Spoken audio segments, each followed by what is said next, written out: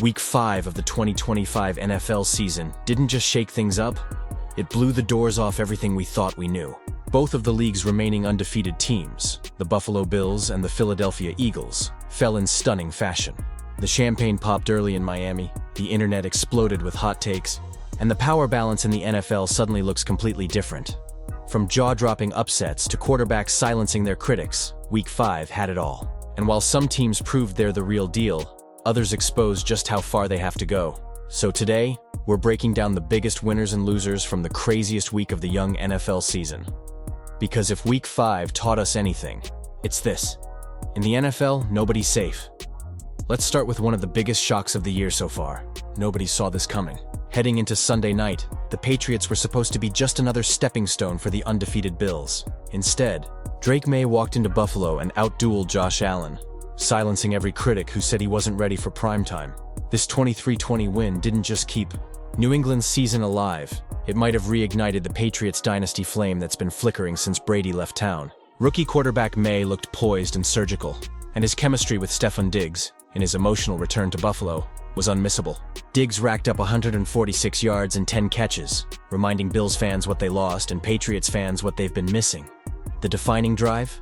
An 11-play, 90-yard masterpiece that chewed nearly 6 minutes off the clock.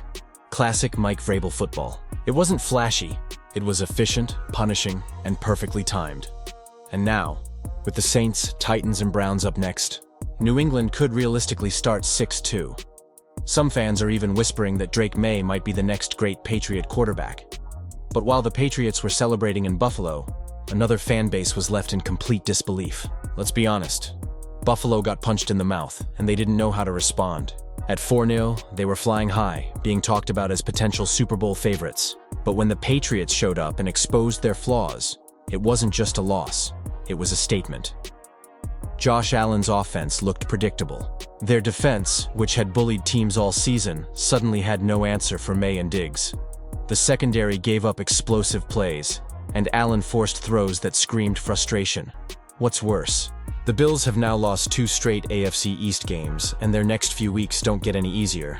For a team that thrives on swagger and emotion, cracks are starting to show. There's already speculation around whether Buffalo's window is starting to close.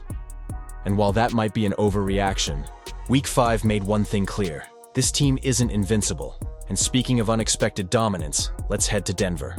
The defending Super Bowl champion Eagles just got bullied in their own house, and the team that did it was Denver. After falling behind early, Bo Nix led an 18-point unanswered rally, going 9 for 10 in the fourth quarter for 126 yards and a touchdown. The Broncos' defense looked rejuvenated, forcing turnovers and making the Eagles look uncomfortable for the first time all year. Head coach Sean Payton said after the game that this was their proof of concept, the moment the Broncos became true contenders again, and fans are starting to believe it. Denver is 3-2, with back-to-back games against the Giants and Jets. Win those, and you're staring at a 5-2 start, and suddenly, a wild-card run looks very real. For a franchise that's been searching for an identity since the Peyton Manning era, Week 5 might have been the turning point.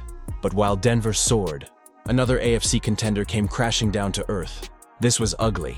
There's no sugarcoating it. The Texans embarrassed the Ravens 44-10, yes. Baltimore was missing key players: Kyle Hamilton, Roquan Smith, Marlon Humphrey. But injuries can't explain how a supposed playoff team looked this lost. The offense couldn't move the ball, Lamar looked off rhythm, and the defense gave up big play after big play. Meanwhile, Houston didn't just win, they dominated. CJ Stroud threw 4 touchdowns, the run game finally clicked, and the Texans reminded everyone that last year's breakout wasn't a fluke. Some fans are already questioning if this is the start of another mid-season slide for Baltimore, the kind that's haunted them in the Lamar era. Others say it's just a bad week, but after a 34-point blowout at home, those excuses are running thin. The Texans, on the other hand, might be one of the most dangerous sleeper teams in football right now. And speaking of domination, the Colts didn't just beat the Raiders, they obliterated them, 40-6. Jonathan Taylor looked like his old self again, running through defenders like they were training cones. The offensive line bullied Las Vegas all afternoon, and Indy looked like a team on a mission after their close Week 4 loss. It's the kind of statement win that changes how people talk about a team. The Colts have been quietly improving under Shane Steichen, and if they keep this up, They could sneak into playoff contention in a loaded AFC South. Meanwhile, Las Vegas is spiraling, and fast. Every once in a while, a loss says more about the state of a franchise than the scoreboard itself. And that's exactly what happened here. The Raiders looked completely disorganized. Geno Smith was inconsistent, throwing 2 ugly picks, one tipped, one forced, and the defense collapsed after the first quarter. Head coach Pete Carroll's tough team identity seems to vanish the second they face adversity. Even the good plays, like the beautifully designed opening touchdown, feel meaningless when followed by 3-and-outs and defensive breakdowns. Fans are already calling for another rebuild, and with the team sitting near the bottom of the AFC West, it's hard to argue.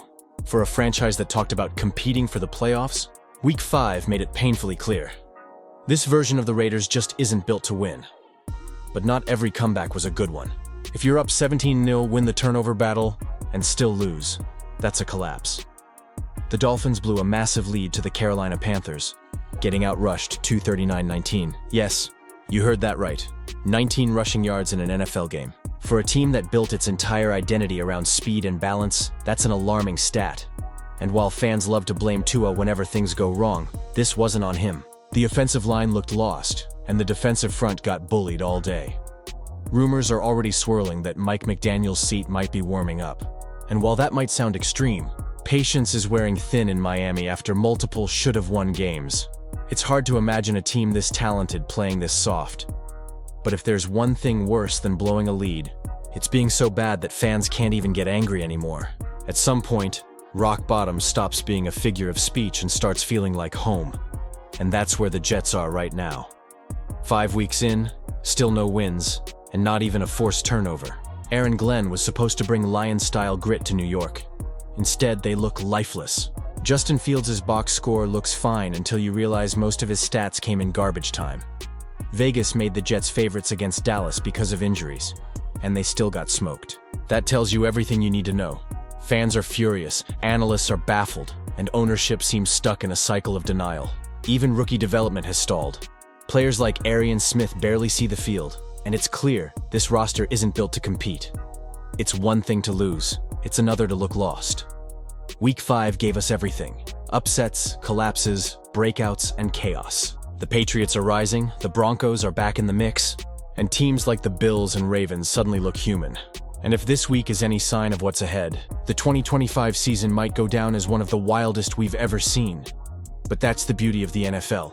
No script, no guarantees, just pure unpredictability. Which of these stories do you think will define the rest of the season? Are the Patriots really back? Is Buffalo slipping? And can the Broncos make another run? Drop your thoughts below. And don't forget to like, subscribe, and turn on notifications so you don't miss next week's recap. Until next time, stay safe, stay sharp, and enjoy the chaos.